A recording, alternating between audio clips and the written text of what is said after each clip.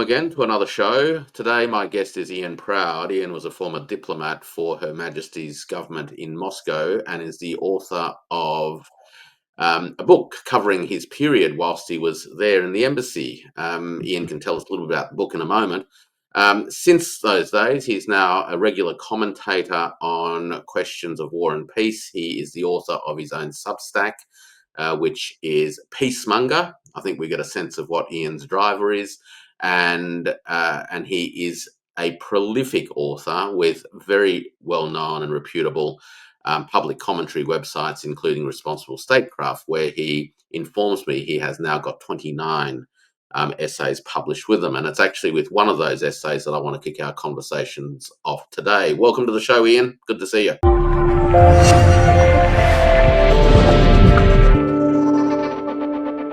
Ian, you wrote a recent piece in Responsible Statecraft, which reflected a little bit on some recent chest beating from the current UK government concerning its ambitions to project power into Asia. And as I was reading through it, I thought to myself, if you're a little bit confused about what's motivating and underpinning all of this, and you're trying to make some sense of it, just imagine what it's like to be in Asia, hearing some of this coming from the Western European world.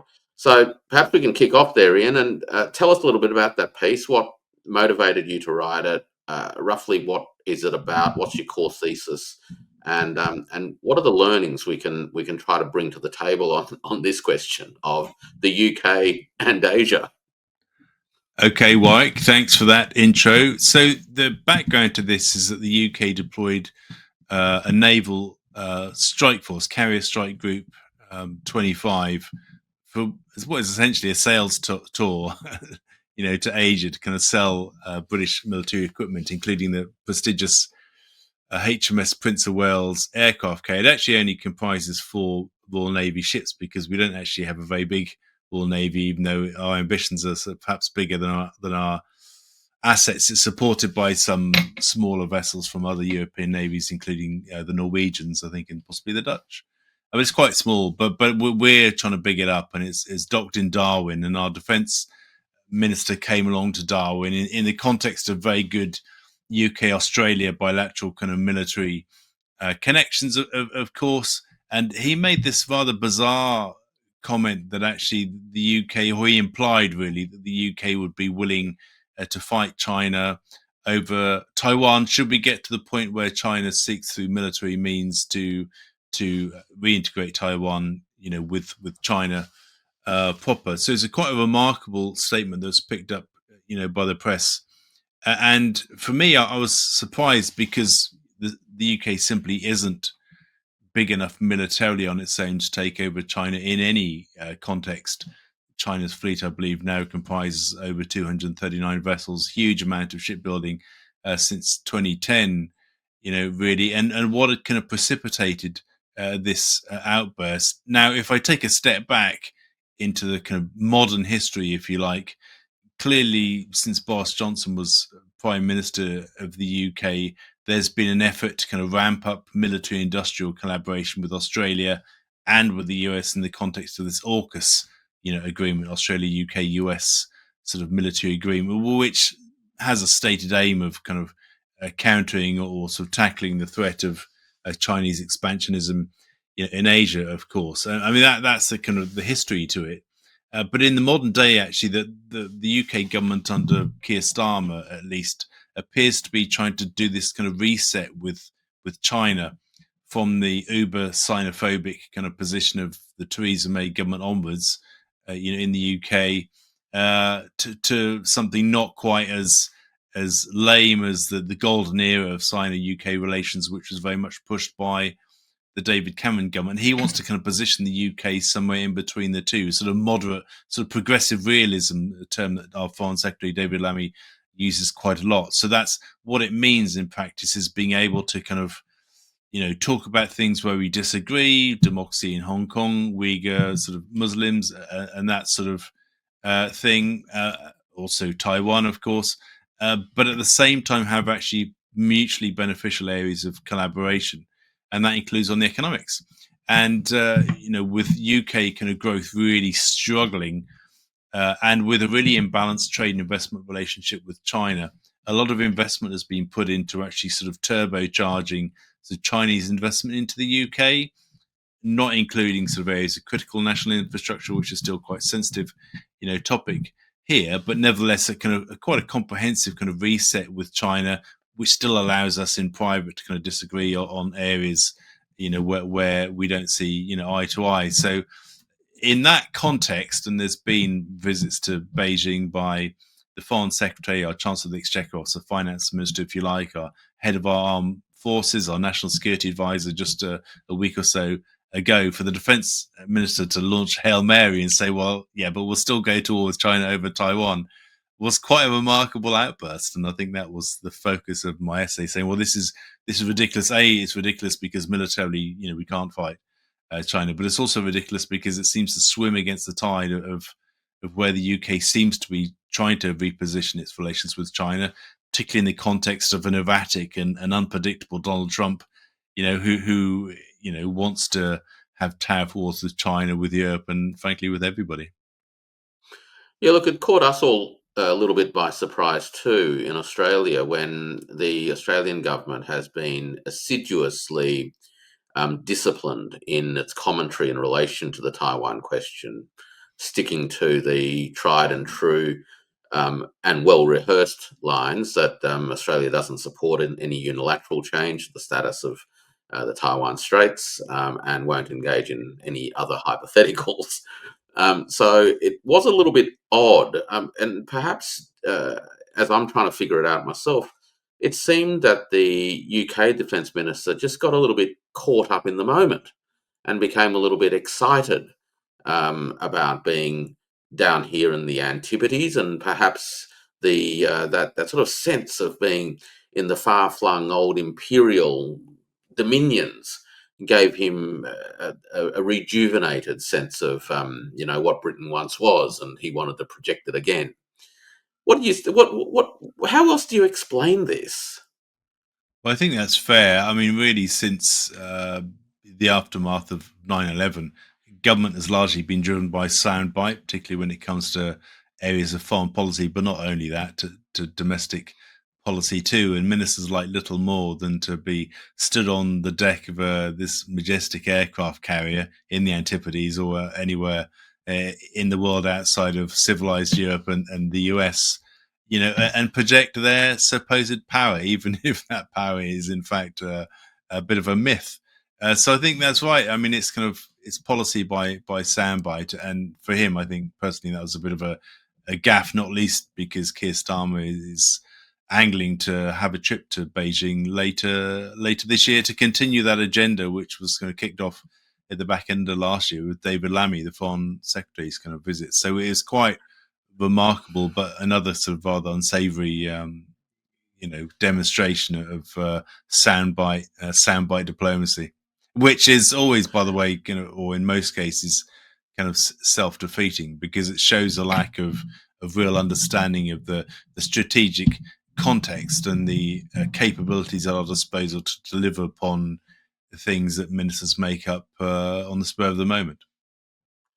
Now, the UK economy, of course, is going through a pretty rough patch at the moment, and in fact, many parts of the global economy are experiencing, if not recessionary conditions, certainly on the edge of recessionary conditions. One of the bright spots remains Asia, where the IMF and the World Bank and others continue to estimate that growth in Asia will be far in excess of the growth levels achieved in Western Europe, in the Northern Hemisphere, so to speak. This sort of projection wasn't just a China question, it seems to me, but it was noticed also across Asia, even though not much was made of it. And it seems, forgive me if I'm sort of misunderstanding the state of the British economy, but there seems to be a lot at stake for the UK in sorting out its um, multilateral and global trade relationships well beyond the United States, and to try to inject a little bit of verve back into its own domestic economic circumstance, and this simply doesn't help very much. I think that's right. And as I pointed out in my article, Rachel Reeves, the Chancellor, is trying to kind of almost do the impossible. She wants, from a macroeconomic perspective, she wants to have that deepened relation with the US. Free trade talks have been pretty much on ice under the Democrat administration, and I generally tend to think that Democrats tend to dislike Britain as an article of their faith, but also to kind of have a reset with Europe on the back of Brexit and the self harm that have been caused by that, and also have a reset, arguably a more substantive, in many ways, reset with China, where economic relations had largely been in the deep freeze, since Theresa May came to power, with all sorts of investment projects cancelled. Anything with the word China on it, eliciting a harsh response from the British media. So I think her instincts are right. I mean, if you want to kind of grow the British economy, you need to have diversified economic and trading and investment relationships all across the globe. The 21st century is seen to be Asia's kind of century in terms of growth. There's just a very basic subliminal development curve aspect to that. I mean, a lot of Asian economies are kind of accelerating faster because they're not as far along the development curve as others, so their growth rates are quicker. I mean, China isn't motoring the 8% that it carried off for 30 years straight after Deng Xiaoping's kind of time, but it's still motoring along way quicker than any sort of economies in Western Europe and in the US. You look at India, you look at Southeast Asia, huge potential for us, and it obviously kind of makes sense, for us to do that. But unfortunately, at the same time, we're kind of still pushing this idea that we're this kind of global military power, and we're the kind of part of the double act of global policeman with the Americans, and that is and will continue to run in conflict with that much more important, I think, the agenda which I think most British citizens kind of will care about more, which is to actually drive economic growth and improve living standards for ordinary people. It seems that there is a contradiction, if you will. One is between the cultural legacies of the past, those imperial instincts, the arrangements across the Atlantic on the one hand, and perhaps also the sort of intuitive aspirations to continue fulfilling those roles because it's part of the public policy muscle memory. But on the other hand, there is also a recognition that there is a future to be had, and the future is nothing like that kind of imperial or sub-imperial role. How do you think this debate's unfolding then in the UK, or is it not really unfolding at all, and people are just sort of hoping to muddle their way through this contradiction, holding onto the past in a way that doesn't even serve the future? Well, I think it's interesting. There are two sides to that. I think there's definitely a recognition that sort of the 21st century is the century for Asia across business, and also I think across large parts of the kind of political system, as well. Mm. But there's that continued identification of self with our colonial past. This idea that we're still a great power, which we're not, but nevertheless, that view prevails. We're still a dominant military kind of power, which we're not, but that idea still prevails, and the tendency, if you like, because of a fundamental lack of curiosity, particularly across our diplomatic establishment, slightly to look down upon countries in the developing world, including remarkably China and other countries, and including, of course, India too. So I think we're kind of still locked into that sort of post-colonial or sort of colonial transitioning mentality, while at the same time recognizing that, in fact, our future prosperity very much depends on deepening links across Asia, of course. I mean, look, you spent quite a lot of time in the embassy in Moscow, which really isn't that far east, and yet even then it seemed like, again, looking at it from afar and reading your commentary and listening to you talking about those experiences, that the extent of diplomatic curiosity only to Moscow was pretty limited as well, let alone any further east. perhaps you could shed some light on that, because I think that your experiences in Moscow, and that sense of lack of curiosity, if you will, about anything, perhaps beyond not too far west of London, tells us something about the challenges we face here in Asia to better engage and to more effectively engage with the UK, because there's no reason why Asia shouldn't be seeking to also develop strong and meaningful 21st century style relationships with the UK. Yeah, I mean, there's a general feeling that because Russians look kind of European, they're kind of white of skin and so on, that they're somehow like us in terms of their sensibilities, in terms of their culture. When of course they're absolutely not like us. There are aspects of Russian culture that you can observe in Asian cultures around hierarchy, around loss of face, and that sort of thing. But at the same time, if you look across the nations of Europe, you couldn't really find any sort of homogenous cultural Mm, identity. I mean, the French culture is hugely different, from the British culture, which is different from the kind of Scandinavian, culture. I mean, diplomacy exists to understand better, the countries with which we seek to collaborate and develop relations, and also to disagree, because when you're investing in understanding the countries where you operate, and I spent 4.5 years in Asia, also in Thailand, of course, speak fluent Thai. mm, You need to sort of meet people. You need to get to know them as equals. You need to be curious about why they think and act the way that they do, and to help them to understand why you think and act the way that you do. And that is the very essence of diplomacy, that curiosity, including those language skills. I also speak Russian, of course, where you can start to build those connections to foster understanding. But that understanding, actually, in terms of the hard sort of sell for ministers in London, is about the quality of the diplomatic reporting you send back. The diplomatic telegrams, the classification, high classified sort of stuff that you send back. I mean, it all has a purpose.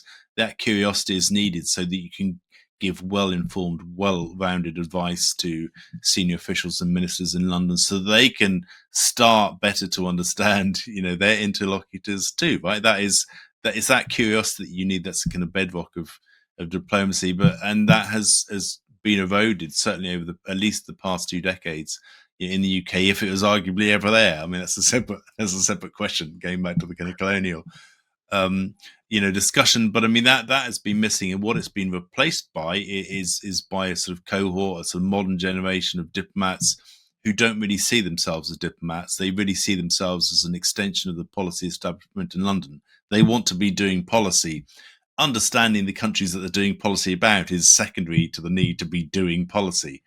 Sitting in long sort of video calls in London, doing policy that is increasingly, built on foundations of sand, because there's that basic lack of, as you say, institutional muscle memory, of knowledge about the countries in which we operate, and we see that especially in Moscow, where we just don't understand them at all. And I think the cold truth is they probably understand us far better than we understand them, and that's why they're able to kind of game us better, and still continue to prevail in Ukraine, because we just don't understand them, and we focus on the policy, and this colonial mindset, convinces us somehow, or convinces ministers at least, that eventually might will prove right, and these kind of downhill Russians will eventually kind of be beaten down by the pressure of our indignation. Of course, that has never proven to be the case, and I fear it never will. In your book, A Misfit in Moscow, you talked about the sort of inward looking nature of the diplomatic corps, not just the British diplomatic corps, but the sort of Western diplomatic corps that essentially formed cohorts that echo chambered each other. Mm. Do you think that that practice is one of the reasons, obviously not the only one, but one of the reasons why we have struggled, we meaning humanity broadly, to tackle these differences that exist between, the old world, so to speak, and some of the emerging worlds? I mean, you spent that time in Thailand as well, and I know from our previous conversations that you made a point of, in a sense, getting out of the compound and really finding out a lot more about the country by meeting real people. So is this a training issue? Is it? I mean, you talk about this obsession with being part of the extension of the policy arm. What leads to a diplomatic corps that is deeply disinterested, actually, in the places in which the core is placed? There has been that erosion in diplomatic training going back at least kind of 2 decades to the early part of the noughties. Certainly, from the UK perspective, that ecosystem of learning, was actually very elaborate in the UK before this disinvestment took place, and that plays a part because diplomats of kind of 40 years ago, they would be expected to learn, well, they had to learn French anyway. Everybody had to learn French, and they're expected to learn a hard language if they're like me, a graduate entrant, diplomatic fast stream person, and be sent off to a place where they would use those languages and build that understanding of the country. So when you take away that sort of ecosystem of learning, and actually you reduce the standards expected of staff, and you lower your expectations, the performance culture, because is just a business, right?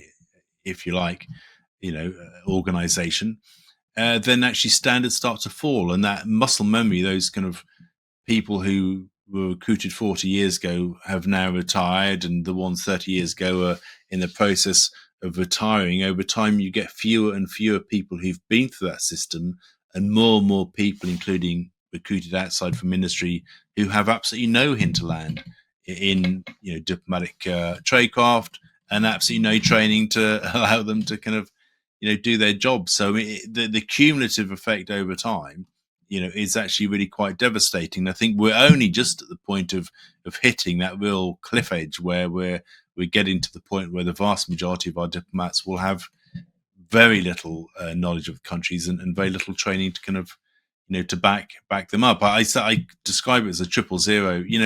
I like L&D, investing in the training young diplomats, and saying learning, you got 70-20-10. 70% is on the job, 20% is you learn from your peers, and 10% is sitting in a training room and learning. And I think actually we're fast approaching the 000 where nobody's learning on the job, there are no mentors to learn from, and there's no training happening in the classroom. Well, it's an incredible concern, actually, isn't it? Because I doubt, especially judging from afar again, with some of the sort of non-diplomacy that's going on at the moment, um, in a period when diplomacy is desperately needed, that in fact, it's not just that there's all sorts of phobias and hatreds and things like that dominating the mindset. It's actually that there just isn't the skill for statecraft. Whether it's language skills, whether it's empathy, understanding. And that leads me, I guess, back to where we started, and that is the little bit of chest beating from the defense minister, in a region of the world where I suspect he actually doesn't understand much at all, and with very little institutional support that might have lent a little bit more sensibility. But if that's the case, um, and if your argument is that this is really only the beginning of the consequences of a generation and a half of neglect, then we're in for a rough time over the next 10 to 20 years. Well, the UK is, I think, as we sink deeper into irrelevance, on the world stage, caught between the US and Europe, and not really aligned closely with either. Increasingly unable to understand the most important part of the world at the moment, which of course is Asia right now, especially kind of China, but also India and Southeast Asia. And people listen to us less and less. I think we still have this kind of residual cachet from being British, I think which I think we kind of lean on a bit too much. But I think sort of foreign governments still take us up to a point sort of fairly seriously. I think our credibility will just continue to decline unless we do something to arrest it. But I mean, that change in culture, institutional culture, a diplomatic culture, that's going to take a generation to rebuild. And I see no real signs that actually the government is focused on doing that. Quite the opposite. We're building a college of diplomacy where we're going to get diplomats from developing countries to kind of learn about diplomacy in the UK and pay for it, and we don't even train our own diplomats in how to be diplomats. So, I mean, this is the challenge that we're facing right now. It's a very long time. But on the flip side, if you look at the Chinese, as you look at the Russian system, and the Indian system, indeed, I mean, they do invest in diplomacy, and they do invest in, Chinese universities pump out tens of thousands of people who speak perfect English every year. Right. And actually Russian universities do too, and of course Indian universities, of course, do the same. They have really well-formed diplomatic academies. They're training people in tradecraft. They have people who go to countries and they can hit the ground, running, able to get out and meet people, get insight to feed their reporting back to their capitals. I mean, that they are just a long way ahead of us, and I don't think we've really recognized that. We're spending our time complaining about China's plans to build a new embassy in the center of London, which is, a slightly ridiculous kind of slideshow going on here right now, and not really focusing on the fact that they are just far better equipped than we are to do diplomacy right now. Yeah, look, I can relate to that. There are 43 Australian study centres in China, and I believe that there are more people in China who have a better grasp of Australian literature than there are Australian scholars working in the field. So, so I can appreciate that. Look, you touched on this issue of colonialism. In a sense, as an offhanded remark, but I think it really is a bit of a window into some of this legacy. But at the same time, we're moving into what is in effect a multipolar world, which is the antithesis of the structure or the contours of the colonial order of things. Um, how do you think a nation like the UK, and more broadly speaking, others in the sort of global north or the collective west, the G7, those who've led the show for a long time, how do you think they're going to be able to effectively adapt and adjust to this new world in a way that is beneficial to all concerned, including themselves? Or is your fear that the hollowing out of the diplomatic capability, amongst other things, is going to lead to a chronic inability to effectively engage in this world and lead ultimately to more violent outbursts? Well, unfortunately, Healy's comments in Darwin were just the latest in a string of stupid comments made by British ministers over the past decade, and more. Look, I mean, I think history should be a good guide, but it shouldn't be a straitjacket. But unfortunately, far too many people in the sort of media establishment, in particular, still cling on to these narratives, and some high-profile kind of political figures, do. And there's no really kind of developed conversation, about the complexity of countries around the world, especially, in Asia, and that just feeds into the nature of people that we recruit into the foreign service. We recruit people who look just like us, and increasingly, people just like us are people who don't really have any skills in diplomacy. So it's a real systemic challenge that we face, not just from a point of view of capability itself, but in terms of how we kind of think about ourselves as a nation, and our ability to move on from this tendency, still prevalent, I'm afraid, to kind of look down on countries in the developing world, including China, including, I'm sorry to say, in Australia too, India, Southeast Asia, and so on and so forth. So I think there are two sides to that: the purely capability bit and the more cultural bit, in terms of how we see ourselves and our relationship with the rest of the world, which increasingly is separating itself from the reality.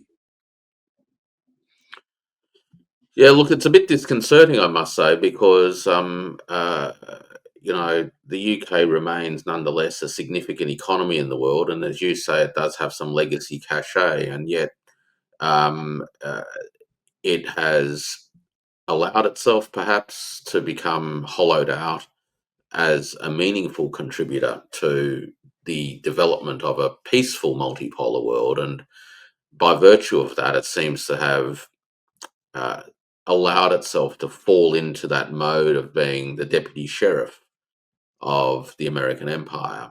Um, the last thing that I was going to just sort of get your thoughts on, and it is a bit of a curveball because I didn't give you any heads up on this one, is, and it touches on this question of multipolarity and coping with difference in the world.